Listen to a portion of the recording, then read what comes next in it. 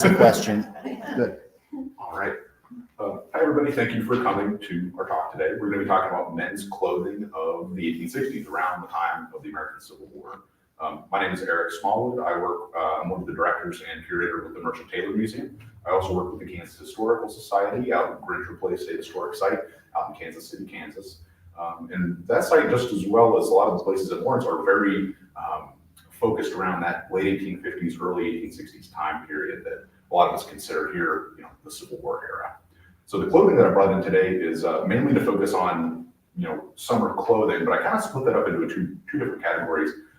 Looking through agricultural surveys, agricultural censuses through the 19th century, the 1860 agricultural schedule was really interesting because I didn't realize that until just a few days ago that Douglas County it was the largest worth of any farms or of any farmland of any other county in Kansas in 1860.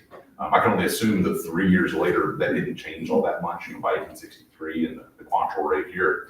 But I found it very interesting. It even beat out Leavenworth. At the time when the Civil War began, all of the farmland in Douglas County was worth about $1.4 million. And I just equated it on my phone. I forget how much it was. It was something like $56 million today is about how much that would be worth. Leavenworth County was a close second at about $1,200,000 for all of the farmland. So this was a very agriculture heavy county. Lawrence, had a small downtown, a smaller, like downtown area than what it does today. So a lot of the folks living in Kansas and especially just in Douglas County and around Lawrence were agriculture based, whether it was subsistence farming just for yourself, or if it was for farming for local markets. Those people were still involved in that type of setting. So I tried to make sure I brought a lot of farm clothing as well. If I remember right, one of the first casualties of the massacre here in 1863 was a reverend working his field as Quantrill's troops were coming in early in the morning, early in the day. And so a lot of those folks would have been wearing clothing that was durable work clothing like we wear today. But that being said, I also brought things that were more day-to-day focused because we are in the town of Lawrence, and people wouldn't just wear the same work clothing around, it wasn't quite as translatable as it is today. Today, it's more fashionable to wear, Carhartt stuff, Levi's jeans. You're wearing stuff that 150 years ago would have been considered workwear and not really proper for day use or for day wear in like an urban setting. So I made sure I brought some of that stuff as well. And you can't talk about, in my opinion, you can't talk about Lawrence in the 1860s without talking about the stagecoach routes that passed through here. Lawrence was a pretty high traffic area for stages traveling west.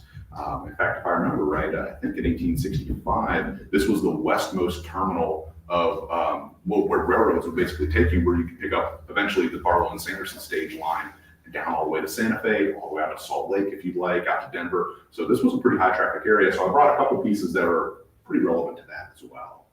If I have any questions or anything, or if you guys have any questions while we're talking, don't be afraid to ask. I'm going to run through a couple of things really quick, and then we can kind of open it up. It's more of a discussion. I wanted to display, but also discuss the things I brought in today, because there's some pretty cool pieces. I know it all looks pretty monotone and white. That's just kind of the nature of it. I'll get to that and why that's the case. But first off, it's pretty hot outside today. It feels humid, isn't it? And so the question that I kind of come up with pretty often, or the question I get asked a lot, or that I notice is, why is summer clothing even important? And I notice that there's a lot of people out on a day like today in shorts and t-shirts, and there's also people out today in long sleeves and pants. And it's all a personal preference, but all of that I think encompasses people pretty much trying to regulate their body temperature. That's just like everything else. In the winter clothing program, we had a lot of heavy fabrics in our different garments. We had a lot of wools, a lot of satinettes, a lot of heavy stuff. Well, in the summer, you don't want to wear that. You want to wear stuff that's lighter. And so summer clothing is to help you pretty much regulate your heat, but you're not changing the dynamic, or I guess the construct that is fashion in that time period.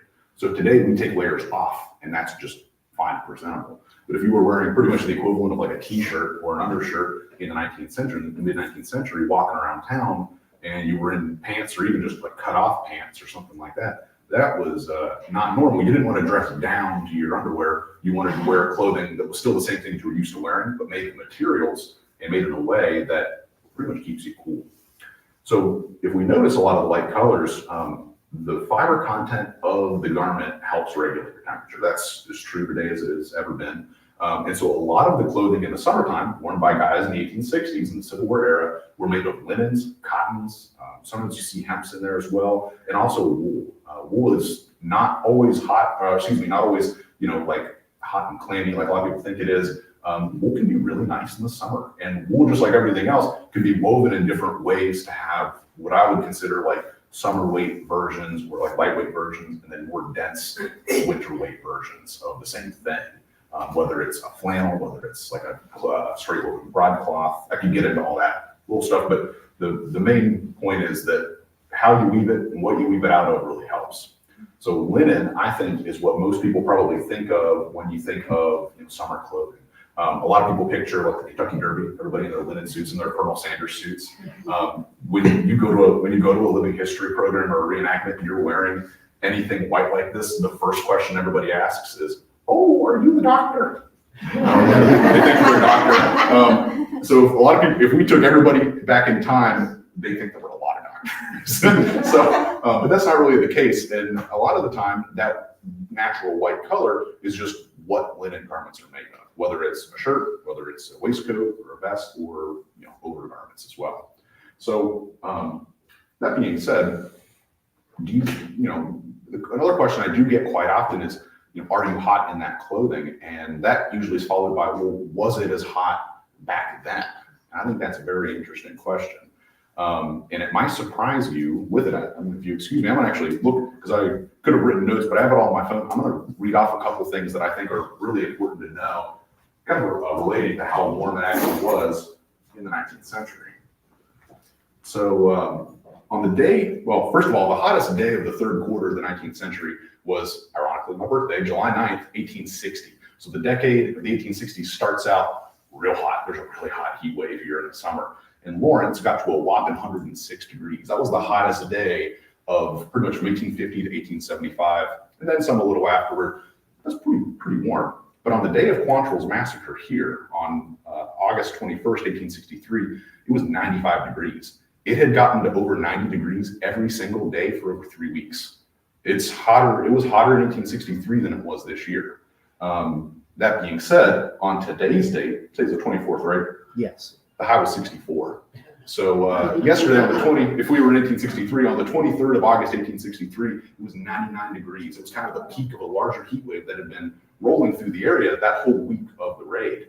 And then overnight, must have been a huge cold front or a thunderstorm, and it got down to in the 40s that night of the 23rd. And then today, being the 24th, was a nice cool 64. And then it was cool for a few days, and then it rose back and forth. And it was honestly not that different than what it is today overall when you average out all those temperatures. Now, I'm not going to debate whether or not it got warmer more often today, because it definitely does. It gets hotter today on average than it does back then. Like last summer, there were many days where it was 106 or more, and 106 was the pinnacle day of the whole 30-year era or what was surrounding the Civil War. So it still got pretty warm. I think, have a little worse today for sure, but people still needed that summer clothing. Something they didn't have that we have thankfully today is air conditioning. You kind of hear it, real quiet. It's wonderful. I think it would have, been really nice. I think those guys would have lost it if they walked into a room with air conditioning in the time period, but they didn't have that. So the way that they're regulating their heat is basing it off of, the coldest it's going to be for them is the nighttime. And so that's kind of their control. They're just used to that warmth a little more than we are today. So that summer clothing is really going to help to kind of keep that regulated. And one of the things that, at least I was taught when I was younger in elementary school, is don't wear black and brown and dark colors when you're outside, because it absorbs the light and it can absorb, that sunlight make you warmer. And they were very well aware of that in the time period. Short sleeves weren't much of a thing other than, undergarments or workwear in special occasions or special instances. Most of the time you're still wearing long sleeves. It protects you from the sun. You can still go by that today, and you can get sunburn on your arm if it's covered. And that's kind of the way that they kind of viewed that in the time period. They're still wearing collars and neckties. These are things that help to keep the sun off of your neck. They're wearing hats and caps all the time. It helps to keep the sun off your face. So they were using practices like that to help kind of regulate how they felt every day. Now that being said, the workwear that I brought in, I'll kind of walk through a couple of the pieces. The coolest thing I think that we have is in Merchant Tailor collections, we have a large variety, a large selection of linen garments, and summertime garments. It's pretty nice. The garments I brought in today kind of represent a few different types you can see. So this is a pretty typical suit of what I would consider like the norm for a man between 16 to 40 in the 1860s. And the reason I put that window on there is you see things that carry over pretty often in older ages and younger ages. You see trends that pop up and show up and fade away from different age groups, from different eras. But the garment that he has on here, that this mannequin has on, is called a surtout coat or a sack coat. A lot of times today we hear it called sack coats, and that's a slang term that kind of comes around kind of because of the Civil War in part. But originally they were termed as surtouts. And a surtout, I'm not sure where that originates, not sure where the term originates, but it pretty much, is it French? They used to know. Oh, I have no idea. That's way far back. That's way earlier than I used to. So that is interesting. I've never had to research the term much. But the term for a surtout in the 19th century for a coat usually refers to a coat that is one panel and one singular panel. There's no break for a skirt like you'd see on like a frock coat, for example, which is what this one here is. And it's not quite a paletot, which is a more fitted, pretty much a skirtless or seamless version kind of a frock coat. It's a kind of a mix between the both. So surtouts or sack coats like this, like one I have on the table, were probably the most common summer garment of men in the 1860s at least, that part of the 19th century. But that being said, you also didn't wear all linen all the time. It was very common. It's very common to see folks in that time period mixing things between silks and wools and different colors as well. So it didn't have to be all plain and bland. You could spice things up. Like if you wanted to add black into it, for example, like that was a pretty common one. You see blacks were kind of the norm for typical day wear in most of the season. But you could also see that in the summertime as well. So that being said, the other types of garments I have here, this is a paletot. So this is kind of a mix between a frock coat and a sack coat. What that pretty much means is it is a longer length coat. It does have an extra skirt in the back, and the panels in the back are built kind of like a frock coat, but in the front, it is built more like a surtout or a sack coat where it's all one continuous panel. This is a really neat example. A lot of these paletots and a lot of sack coats have little watch pockets on the outside. If you've never worn a pocket watch, I think that's a terrible spot to put it. It's shaking around all over the place. Most pants also have them, and a lot of waistcoats might also have a smaller pocket for a watch. It's wild. I think they put pocket watch pockets on everything. I think people wore them so much that was kind of expected. Now, underneath of your main, what I would consider like your top layer or like your over layer, you would usually have like a mid layer. And that mid layer could be a lot of different things. In this case, it could be waistcoats or vests, as we usually call them today, or even like an overshirt or like a wool shirt or work shirt if you're in a working environment. And so, I thought that was me. So the two different waistcoats I have today are both made of linen. And the one on the left is a little earlier. It's probably from the later 1850s or so. And it has what we call a notch collar. And it's pretty much, if you think, it's a collar with a notch taken out of it, or a little notch lapels. And the notch collar waistcoat I have in here today is a pretty lightweight material. And it's a little different than this one, which is kind of an oddity, which is why I brought it in. So when we think of 19th century clothing, especially when we watch Westerns, most people are going to have waistcoats with no collar. That's a thing that really picks up by the 1870s and the 1880s. Excuse me, but it does get its starts in the 1860s, a little earlier during the Civil War. This is one of the many things that are directly influenced straight from British fashions.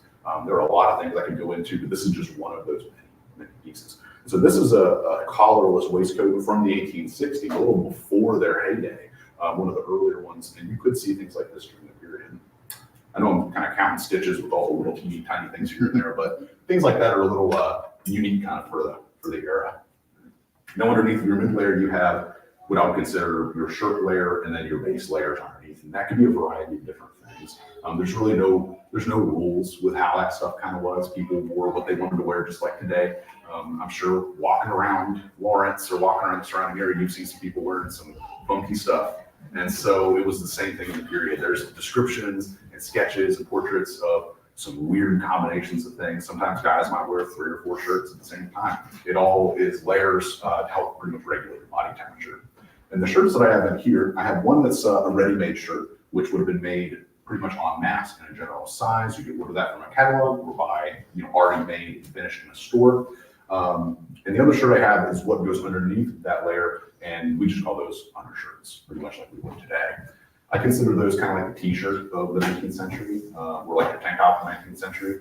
Usually they were knit. They were what were called knit in the round. So that's how a tube sock is made. It's a huge tube sock machine, and it knits all the way up. And then you chop that off, you sew the arms, you put the gusset on, and then you have smaller ones, a little more sock size, that make the sleeves. And then you have separate pieces that make all the ribbing for the cuffs and the bottom, and it's all put together. And if you notice on this undershirt that we have, it might be a little hard to see until you get up close. The placket, losing my words, the placket of this shirt is not centered. So the placket is what buttons up, like on the front of my dress shirt. Most shirts in the 19th century, most day-to-day shirts like this one here, have plackets in the center. And it's pretty common to have undershirts with plackets that are a little offset. And that's mainly just to keep that from being too bulky and layering. And if you get your plackets, bunched up, they can interlock sometimes and kind of yank and bunch really weird. Those were all ways that people pretty much kept the bulk of the clothing down. So you get that silhouette that was kind of considered the actual fashion in that time period. We don't think of the silhouette of how somebody looks very much anymore. I guess we don't look at it as the same as we did in the 19th century, but that was something that was considered that was the goal for a lot of that stuff. Whether it was men's clothing, women's clothing, they were all about the shape more than anything else. And then everything else kind of was added on to that, in my opinion. So transitioning over to workwear, all of the stuff over here could be used in a working environment. I'm sure you guys have seen people working in dress clothes, doing something here and there. But you also have clothing that's designed for labor, for like hard labor. And so the pieces we have over here are a little unique. I have a whole suit or a whole outfit assembled with some various pieces to show kind of what a working type of an outfit could look like. And all the pieces on that, except for the hat, are original to about the 1850s, 1860s. So there's some signs to talk more about that. But the thing I think is important is workwear had, it utilized cotton and wool and linen in different ways for the best way that pretty much that fiber or that content could be used. And so in this case, the shirt we have is what I would consider like a homespun or a homemade shirt. So I guess in the time period, there's three ways, I kind of lied earlier, I guess there's three ways to get clothing in the 19th century, in the 1860s. You could buy something that was tailor-made, that was made special for you. You could buy something that was ready-made, came off a shelf, was in a general size, but you could also make something at home.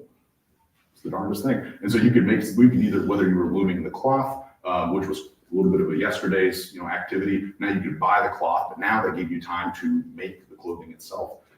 Sewing machines got cheaper every single year throughout the Civil War era, at least on average from what I've kind of found with some records. So that makes it easier to make things at home quicker. It takes the time down quite a bit from hand sewing a complete garment to machine sewing a complete garment. So the shirt underneath, the blue shirt, is like a homespun type woven, almost like a ticking, where it's like a straightened striped shirts were real popular in that time period. The trousers are just a typical everyday black wool pair of pants. People wore normal everyday stuff to work in as well. And the waistcoat is something that's actually a friend of mine, borrowing from a friend of mine, is made of what's called a jean cloth. And so a lot of people ask if denim was around in that time period, or if blue jeans were around in that time period. And denim did exist. It wasn't used in the same ways as commonly as it is today. But you do have cloth, which are referred to as jeans, or a lot of times they're just called domestics or domestic cloths. And those kind of get lumped into all of the other domestic cloth we're making in the US. And those are usually a wool and a cotton, and they're mixed. And so they're interwoven in a way that is a little more sturdy. It doesn't shrink the same way. It doesn't wear the same way, but it's really, really, really durable. And that's one of the reasons they used it for heavy workwear in some cases. And that's what our waistcoat is made of. You always have a handkerchief with you. One of the practices I've seen, at least referenced a couple times, is light colored handkerchiefs are usually for dressier occasions or for day wear. And colored handkerchiefs like reds, blues, anything like that is used for like workwear. And so that's pretty much so it doesn't stain, as well as you can't notice it, all that. But there's an overgarment that I think is really unique that I brought one out. I don't know if they have a technical term, in the way that we look at things today, studying garments from this time period, we put labels on things. It makes it a little easier to put a name to something that we see a pattern of it showing up so much. These don't really have a name that I've found, just like a lot of other things in that period, but we call them work jackets or work blouses. And what's important to know is these are pretty much an overgarment. It's like a smock that goes over top of everything else. And that's to help protect your underclothing, whether it's a nicer shirt or even just other workwear, from getting as much wear and tear. These were cheap to make. They were easy to make. A lot of the ones I've seen examples of were homemade to some extent, and they're used by painters, masons, any trade you could think of under the sun, from farmer to ferry operator. Pretty much were using these from time to time, and it was a really easy to use and easy to make garment. Now, variations of these types of short work jackets that only close right at the waist, they don't go down like a larger sack coat or a longer sack coat or a frock coat, they're real short. These shortened garments, variations of this kind of lead to the influence pretty much what we now think of as like the Levi's denim jacket. We think of like cowboys in denim jackets in the early 20s and 30s and all that. And even today, people wear denim jackets. That is directly influenced from these. This is an earlier version of that. By the 1870s, Levi Strauss is making these out of denim. He's making these out of other canvases, other cottons, and it's pretty much his perfection on this type of a garment. And there's all sorts of variations of these. And if you're curious about seeing one, there's even a little photograph up here that has a guy wearing one of those. But let's see. What are we looking like on time? Oh, you're doing great. Okay, cool. Yeah. So I haven't really talked much about pants, and we had a question earlier about mending clothing that I think kind of ties in with these. So the pants on our workwear mannequin over here are wool. They're made of what's called a wool broadcloth. It's a straight woven, highly dense woolen cloth. Now the other two pair of pants we have down here are made of a linen and a cotton. So we have linen, cotton, and wool all in the same area, so you can see what all three look like, what all three feel like. And our linen pair is really interesting. They're a really small pair of pants. They're probably about a 28 waist, just guessing looking at them. So a small guy or even like a smaller like teenager or kid. And so these are work pants, but they can also be used for everyday pants. Linen is pretty nice. It doesn't absorb water as well. It kind of repels in some ways, liquids. And so they don't stain as easy. They kind of stay nicer for a little longer. But for a lot of workwear, you might also see cotton. And we have a pair of cotton gingham trousers over here that have tons of repairs on them. And these are smaller patches, smaller, almost like darning, like a sock repairs that show how valuable stuff like that was, especially workwear to people who wore it. So if you have something today, if you bust a hole in your jeans, or if you like rip an arm out of a sleeve of a shirt or something, a lot of people throw that stuff away. Even if you can fix it, like I can fix clothes, I'm not gonna, why would you waste the time to do it if you can just go buy something else or replace it, or if you have 3 more in the closet.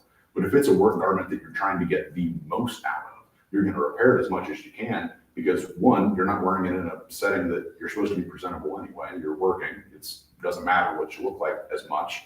And two, why would you waste the money and waste the cloth when you could just fix it and use it for a longer duration of time?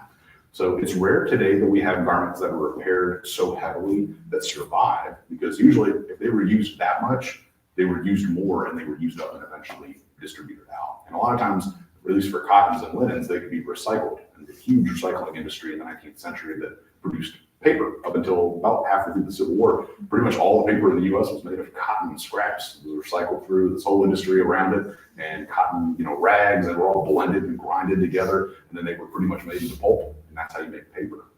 Now, the Civil War pretty much causes a shortage of that with the blockade. The South pretty much cuts off the whole world from their cotton export, mainly the northern U.S. for their cotton export, and so that paper industry plummets. There's a huge crash in the industry, and all these guys are dumping tons and tons of money to try to figure out what else we can make paper out of. And finally, somebody does come up with it. I can't remember the guy's name off the top of my head. He's actually developing the paper for paper collars as a replacement, because cotton paper collars have become the norm. It's becoming really like a hot item.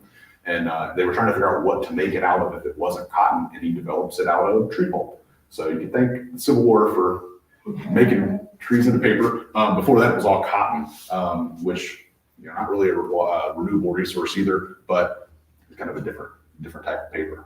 That being said, cotton was still used throughout that time period, and you do see in some areas in the North folks who actually completely boycott cotton entirely during the Civil War era, mainly to, I guess, protest It seems to protest from the importation of cotton during the war years because that's helping the enemy's economy. That's a big deal.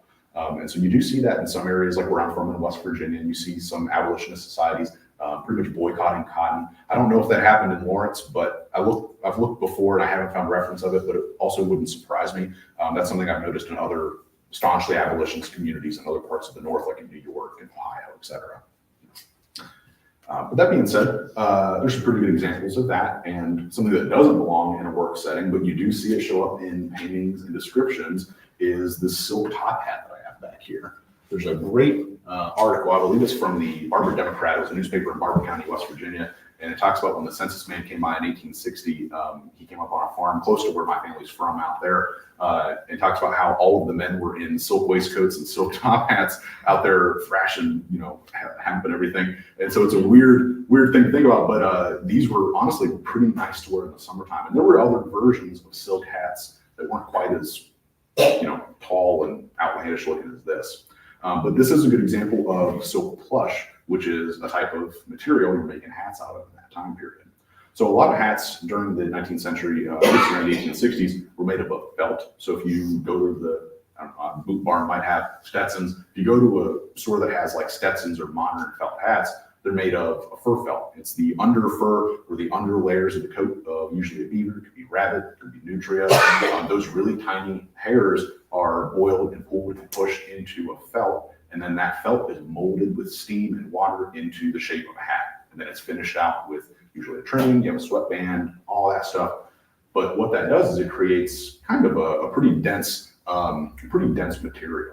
And I have a reproduction felt hat I'll leave up here if you guys want to actually hold that to see what it feels like, what it looks like.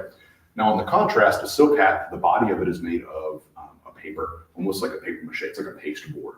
And it's the easiest way I can describe it, I guess, it's almost as if you paper mache around the mold of a hat, and then you took that off, and then you covered that with this silk material. And the silk plush was made to imitate the look of a fur felt that was napped. And so if you look real close, a lot of people think these are beaver fur, but that real shiny fur that you see are actually little bitty hairs of the fur, of the silk, that are brushed around with shellac to make it look like that. A lot of Abraham Lincoln's hats would have been silk plush, just like this. And it does provide a nicer thing in the summer, or a nicer headgear in the summer, because it does breathe a little better, in my opinion. And it's not as heavy. It weighs a fraction of what a felt hat would weigh. So if you're working out in the field, it's 95 degrees in August, you might want to wear one of these. These are pretty cheap in the time period. Even the smaller versions that are pretty commonly seen on, people like General Phil Sheridan famously wears one quite a bit. It's a short version of one of these. Those are pretty nice in the summer. So these are still something you would still see pretty often, even in a rural environment as well. Would that survive getting wet? For a while, yeah. The silk plush, there's a shellac applied to it that does make it water resistant.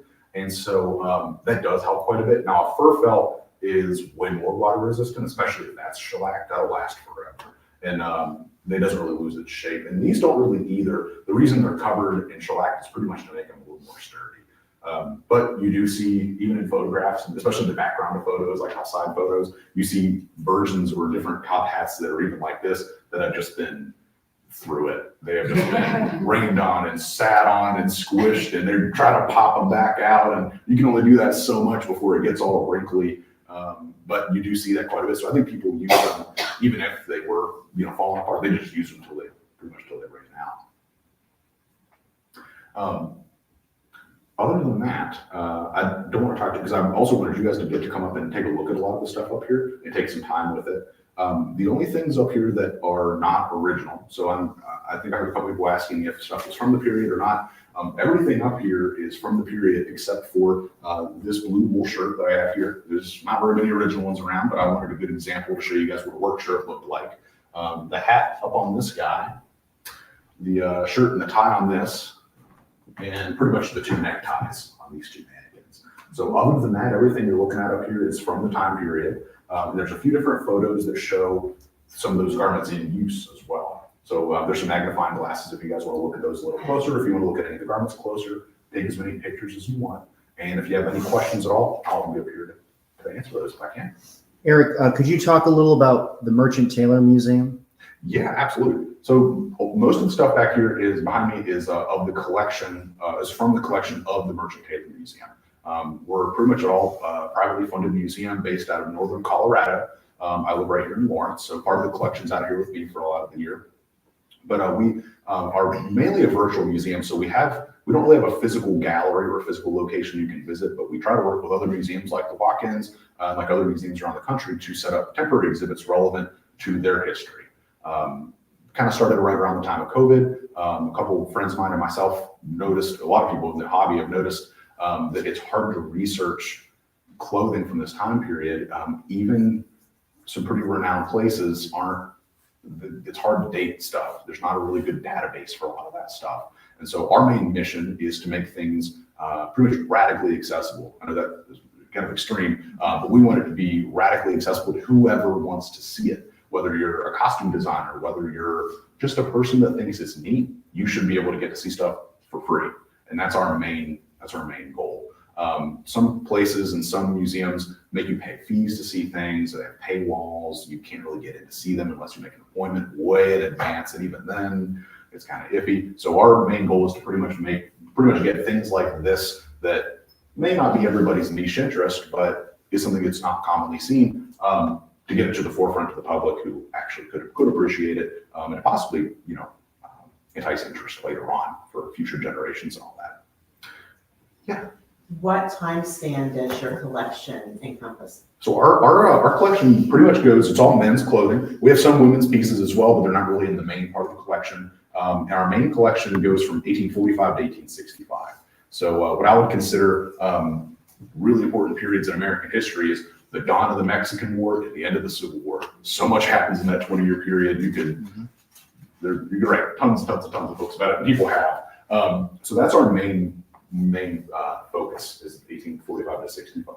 We have stuff that does span earlier and later from that collection. It's not on our digital collection online, but we do use it for exhibits if we're going to places, or stuff that we actually have that's out of our focus. We sometimes even use to trade and barter with collectors that have stuff that are from our time period that love the stuff that's out of that time period as well. And so it's good to have that stuff in your back pocket, just in case. And that follows up with how do you get your pieces? Looking everywhere, literally everywhere. We found stuff everywhere from thrift stores to large auction houses and everything in between. My friend Aaron and I were in a thrift store in Denver, Colorado, looking for, what were we looking for? Actually, we were looking for linen tablecloths in thrift stores to make stuff out of, because it's one of the only places you can find good linen. Don't go buy them all though without me. And so we were out looking for those, and walked around a corner, and there was a checkered cotton summer all day long 1860s waistcoat. It was like $7. So we find stuff everywhere from thrift stores to large auction houses where we purchased, like our undershirt here was made by Brooks Brothers. It was actually in the Eastman trunk of some of the recovered wreckage of the SS Central America that sank off the coast of the Carolinas in 1857. Went to a huge auction house. We had to bid against a bunch of other people. So it kind of is a little bit of everywhere. Do you take donations of items? Yes, we do. And from Absolutely. what time period would you accept those donations for bartering purposes? Yeah, honestly, we always want things to be within that 1845 to 65 window, but if it's a donation, it's a donation. As long as it's, if this is still live and, Ben or Aaron are hearing me say this, if it's within what I would consider a reasonable window, 30, 40 years in either direction, and it's relevant enough, or if it's something that you're wanting to donate for us to pretty much deaccession for things to get into our collection, I think we'll probably take it. And feel free to grab one of my cards if there's something you might have. How do you date things? How do you, if you find a piece, how do you verify that it's from that? That's a great question. It's hard. I mean, there are a lot of other places, a lot of other sites and museums and collectors that have their own ways of dating things. We try to go off of, you kind of want to triangulate it between other things you can verify. It's really hard sometimes. Like there's some stuff in the collection, for example, like this work blouse, pretty certain it's 1860s, and it's attributed to a man named Wilcox. The original ID tag on it, I believe, had an 1862 date on it, but you see these show up well into the 1910s, and you see them a lot in the 1880s, 1890s, and so it's hard to date those. You really have to go off of how it's patterned and how it's constructed. there are really little things that change quickly, oddly enough. And so there's some things like the way that you insert a sleeve, or the way that certain things are patterned in certain fashions. And so if you're able to go back through earlier tailoring guides and you can see how those things are being patterned, you can kind of start to notice the pattern of where it evolves to, where you can see where the next step is going to go, and you're like, well, they took it from this. And then you can see, well, this is removed from this time period because they are doing these things that came later. And so it's kind of, that is a big part of it. But another really big part of it is using photographs to date things. Photography collecting is a huge deal. In fact, there are some big time photo collectors just here in Kansas. And so those people have done tons and tons and tons of research. There's tons of books written about how to date photos to a real specific year, to a photographer. So you can use information like that and noticing things that we know where a photo was taken and when it was taken. And you notice, well, these are things that are in this specific year or this specific time period in this region of the country. And so you can take things like that and also kind of cross-reference that to the garments that you're looking at to see if it is appropriate to that time period. You can kind of tell, depending on if the photo is like a daguerreotype or an ambertype, you can tell where the top stitching is in some areas, where pad stitching is. You can see the way the lapels are cut. There's a lot of little tiny things that I could go on and on about, I guess, but those dating photographs help to date the clothing and kind of vice versa in some cases. And cross-referencing that with, written accounts, anything visual like that to kind of help cross-reference does help quite a bit. Where was most of the fabric manufactured? That's a good question. It depends on what the fabric was, and it depends on where you were in the country. So if you were living in New York, a lot of that stuff could be domestic and imported out to New York from other parts of the country, especially upstate New York all of New England had a lot of fabric manufacturing. But if you were out here, you might also get fabric that was manufactured in New England or even in Europe. But you also have a very large domestic cloth industry in the mid-19th century. And so that's everything from woolens to silk, not so much, but woolens, cottons, jeans, even linens in some cases. And there's a really great site, if you've never been, it's in the Missouri State Parks, jurisdiction, I guess. It's called Watkins Mill. They have some awesome stuff in there. That is a great museum. And there's some, if you want to learn about where cloth was made and where it was imported and exported and how it was made close to where we are now, that's the place to go. They have some cool stuff up there. So in this time frame, a guy in the summer, how many outfits would he have? It really varied. It would have depended on your social status, your class, how much wealth you kind of had. If you were pretty low class, you didn't have as much stuff, just like today. And if you were pretty high class, you usually have way more stuff than you know what to do with. And there's kind of that happy place in between. I think a lot of that can be dialed, or a lot of that can be boiled down to personal preference and wealth. Those two things combined, I think really put that into perspective. Now, some folks, for example, might have there's an account of Joe Prickett, who was a guy who owned a house in West Virginia in the 1850s, 1860s. He supposedly had 2 suits. He had a suit for some days and a suit for every other day of the week. Now, that's not counting his shirts, which were usually, they could be bought by the dozen. You could buy drawers by the dozen even. And so that would have really differed. So you would usually have more undergarments, like shirts, undershirts, even maybe waistcoats, maybe more than one pair of pants. But things like coats, especially like a woolen frock coat like this, would cost you quite a bit more than, say, a linen version. So you might have maybe more of the cheaper stuff and less of the expensive stuff. And before, I know this might be the next question I ask is, well, how much did that stuff cost? It really depended on the quality, where it came from, and where you were buying it. There was a huge secondhand industry in the mid-19th century, and you see it popping up in places like Kansas City and Denver, all over the West as well as the East. They show that people were able to, if you grew out of something or if you bought something else, you could sell it to a secondhand store and they would resell it. And so you could buy used clothing. That was something that was often done by lower class folks. But at the same time, you also could have things tailor-made, which would be more expensive. One reference I found yesterday listed a higher class frock coat being about $25.50. So you multiply that by about 30, 35, and that's about how much it would cost in the period. I'm not good at math, and you guys have phones, so you can add it up and tell me. But I think it's somewhere around the $750, $800 range. And that's about what it would cost to have one made today by people that actually know how to do it. the right way, if not a little more today. And that's how they looked at it then. You're spending a large amount of money saved up. You may only have one frock coat every year or two. And so they lasted for a long time.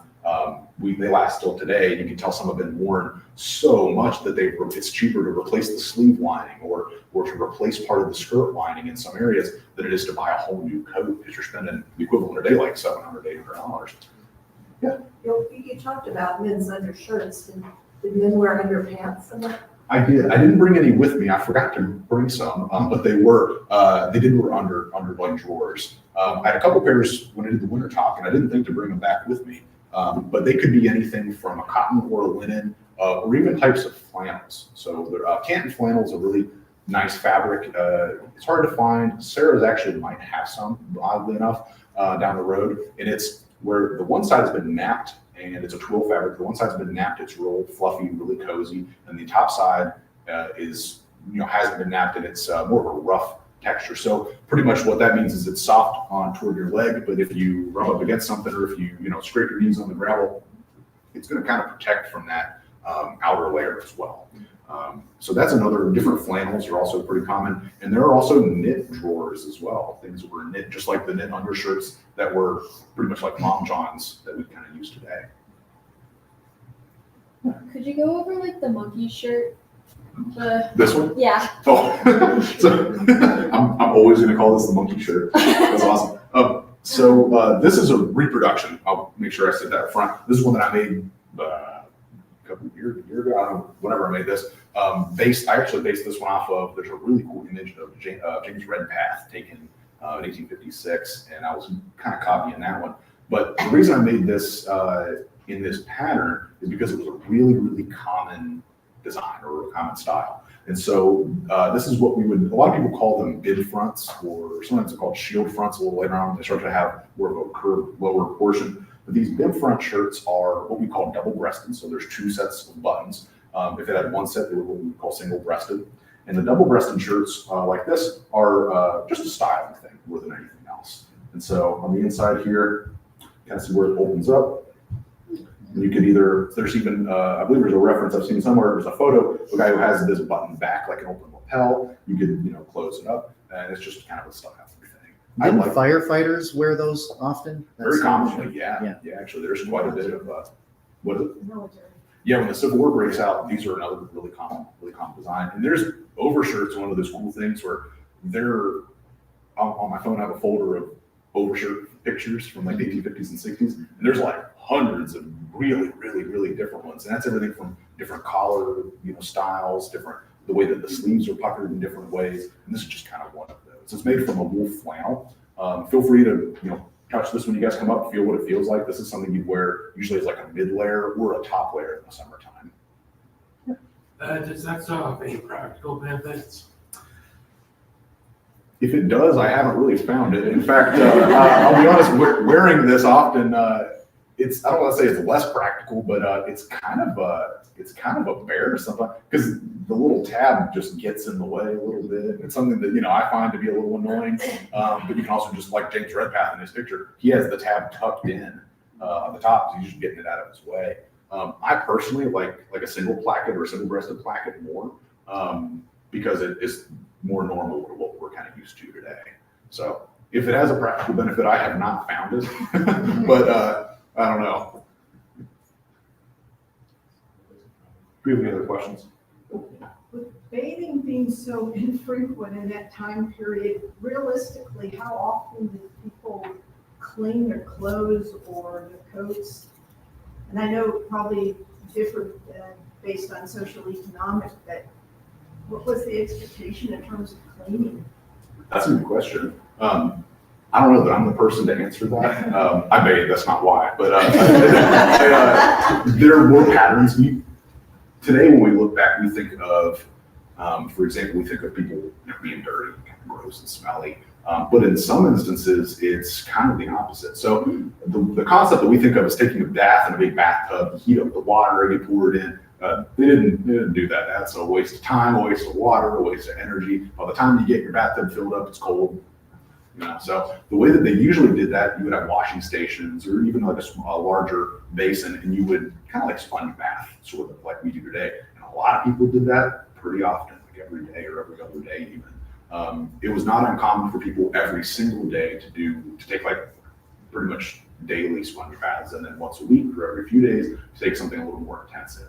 Now other things like we think of like washing our hair, for example, or other little hygiene things weren't the same either. A lot of people didn't really wash their hair at all. It always looks great in photos, but they never really washed it. And that's just kind of one of the ways that you use different powders, kind of like dry shampoos to kind of keep that texture. But something that I do find interesting is you do see an uptick, and it was already around. I'm not trying to make it seem like it was invented at this time, but you do see like dental hygiene becoming a much more normal everyday thing. By the late 1850s, early 1860s, it has become pretty much normal for most people. I can send it to you because I found it somewhere. There's a reference, being out of Grinder Place, there's a reference to a man passing through, and I want to say it was in like 1850s or 60s, and he commented on, it was a Delaware man who had commented on how smelly all of the white immigrants were, and that their practice was to bathe every single morning. And that was pretty normal. So it's kind of odd to think some people probably bathe more than some of us do today, that some people probably bathed less than we do today. And I think it was just like today, kind of a personal preference thing. Were men's collars separate from shirts? They could be. I have one up here that is, it's identifying to a man named L.P. Townsend, and didn't read the other part of it, but it is also marked, I believe that says 1863 on it or 59. Anyway, it is a detachable collar. And you're welcome to, if your eyes are better, if you want to use a magnifying glass, see what it says on here. But this is a version of that. The two mannequins we have up here both have shirts with separate collars. That was a really common thing. By the 1860s, I wish I had an example of one for such a long time. Paper collars had become the hot ticket. People were going nuts for them. And the Civil War, causing all of the cotton shortage and all the paper shortage, causes a collar shortage, and people riot. It's a big deal. You have all these alternative versions that are created. I can talk about collars for hours, but you have all these alternative versions that are made of everything from vulcanized rubber, like a white vulcanized rubber, or steel collars that are literally made from sheet steel, bent into a circle. It's a perfect circle, and then they're dipped in a, pretty much like dipped in like an enamel, and they latch on a little buckle or a little tab up in the front. And oddly enough, while the paper shortage was going on, those things were popular. And they were one of those things that was, I think it was invented in England originally around 1859, 1860, maybe a little before. But by the time they come to the US, they're converted into different ways, different things. And metal neckwear wasn't really new. You had metal banded, like spring banded, they call them neck stocks. It's like a necktie that opens up and you put it around your neck. I don't have one with me here. So metal neckwear was a thing, but collars, that was kind of a new thing into the 1860s. And I started seeing them advertised in the US as early as 1862, pretty early in 1862. And I started to see them advertised out here where we are by early 1863. So it's, I think, pretty plausible to assume that some of the general stores here by the summer and fall of 1863 may have been carrying everything from paper neckwear, metal neckwear, to rubber neckwear, kind of everything in between. How about kerchiefs? Like larger, like handkerchiefs? Yeah. Or like neckerchiefs? I mean, around the neck.